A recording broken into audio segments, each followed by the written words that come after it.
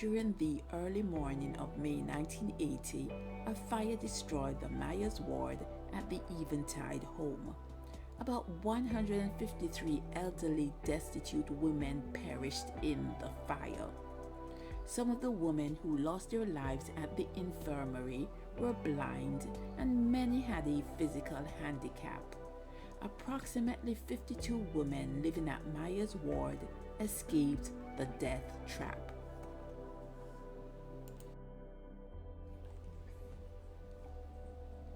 Myers ward, where the blaze erupted, was described as a wooden structure that was built in 1870. The aging building, which included 2 rooms on the ground floor and 1 room upstairs, was made of pitch pine.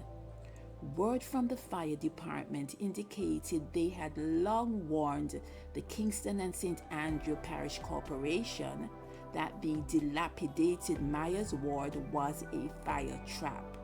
However, KSAC took no action to repair structural problems at Myers ward, and they also did not address the overall deplorable conditions throughout the Eventide home. Accommodations for indigent residents were considered a national disgrace.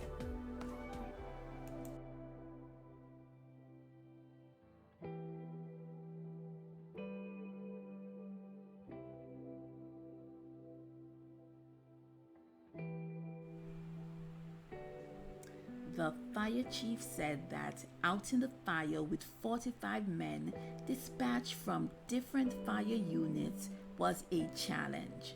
He reported that although the York Park Fire Brigade headquarters was located only 3 blocks from the Eventide home, the building was already completely engulfed and collapsing when firemen arrived within 5 minutes of the first call. So firefighters' recovery expectations were replaced with removing the charred remains of the elderly. But they also kept the fire from spreading to the rest of the Eventide home. The Police Information Center said that 4 men were seen running from Eventide home as the fire started. This sighting was never confirmed with credible eyewitnesses. However, armed men had on previous occasions entered on the Eventide home premises and threatened both residents and workers. Prime Minister Michael Manley initially said that first reports from security forces provided strong indications of arson. He later told Parliament that arson could be possible. Nevertheless, rumors on all aspects of the fire circulated throughout Jamaica. Some expressed that it was no accident, but a wicked political act to win an election.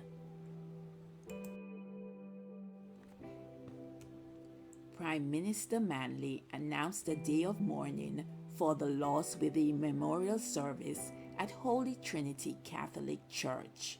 On that day, the women's remains in wooden coffins were laid to rest in a single massive grave inside the National Heroes Park. This national disaster that tragically took the lives of elderly, helpless victims will remain an unforgettable part of Jamaica's history.